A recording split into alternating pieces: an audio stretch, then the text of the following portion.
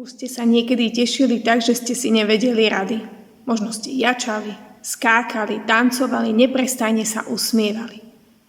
Určite áno. Každý z nás v živote takúto radosť zažil. Viete však, čo je najväčšia škoda? Že tento pocit je prchavý. Okolnosti môžu byť dlhodobo úžasné, napriek tomu intenzita našej radosti klesá. V tomto svete sa hádam ani nedá radovať stále a rovnako silno.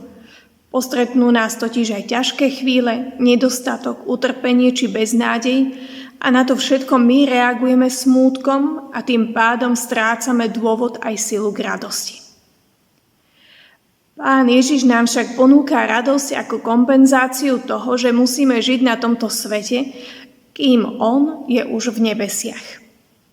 Teraz idem k tebe a toto hovorím vo svete, aby mali v sebe moju radosť a to úplnú, píše evanjelista Ján v 17. kapitole. Ježiš je v nebi a nám čo zostalo? Možno si niekedy v tom svojom kresťanskom živote takto povzdychneme. V nebi by sme videli Boha a tu máme občas pocit, že je ďaleký. V nebi by sme nepoznali choroby a tu sa naše telá kazia. V nebi nebude smrť, ale tu zomierame. V nebi nebude ťažoba, ale my si tu vlečieme neuveriteľne ťažké bremená. V nebi bude láska a tu musíme o lásku bojovať a aj tak ju strácame. V nebi bude pokoj a tu prežívame vnútorné napätie a nesúlad vo vzťahoch. V nebi bude hojnosť, no tu sa musíme uspokojiť s málom. Čo nám teda Ježiš zanechal, keď On vstúpil do svojho kráľovstva a nás necháva žiť na tomto svete? Ježiš pripomína, že v tomto svete máme radosť, ktorá pochádza z Jeho slova a Jeho prítomnosti. Je to radosť, ktorá nie je závislá na okolnostiach života a nie je utváraná našim aktuálnym vnútorným pocitom.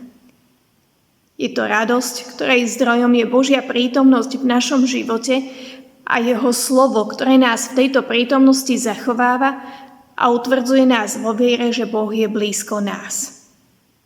Ježiš nám teda dáva radosť, ktorá je stále živá, pretože nie je založená na ničom zemskom, ale na Božej láske k nám.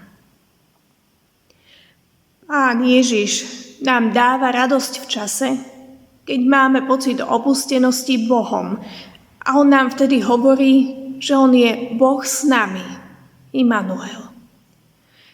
Ježiš nám dáva radosť, že aj v chorobe máme lekára, o ktorom písmo svedčí, že On uzdravuje všetky naše nemoci a odpúšťa nám všetky naše viny. Radosť, ktorú nám ponúka Ježiš, je radosťou aj pri stretnutí so smrťou, veď Ježiš je vzkriesení život a kto verí v Neho, bude žiť, aj keby zomrel. Radosť, ktorá je založená na zasľúbení Božieho slova, vie, že Ježiš hovorí: poďte ku mne všetci, ktorí ste preťažení a namáhate sa, ja vám dám odpočinutie. Radosť pochádzajúca z Božieho slova nám pripomína, že Boh tak miloval svet, že dal svojho jednorodeného syna, aby nezahynul, ale večný život mal každý, kto verí v Neho. Pán Ježiš nám dáva do srdca radosť, keď nám cez svoje slovo pripomína: svoj pokoj vám dávam. Nie ako tento svet dáva, vám ja dávam. Nech sa vám srdce nestrachuje. A Pán Ježiš nás uisťuje o tom, že sa už teraz môžeme tešiť na dostatok všetkého, pretože náš Boh vie, čo potrebujeme. Radosť, ktorá je akoby kompenzáciou toho, že my tu na zemi musíme zostať, kým Ježiš je už v nebi, táto radosť sa chytá Božieho slova a nie našich pocitov či okolností. Nemáš v srdci radosť? Čítaj Božie slovo oveľa intenzívnejšie a častejšie a spoliehaj sa na Ježiša. Radosť bude jeho darom pre teba. Amen.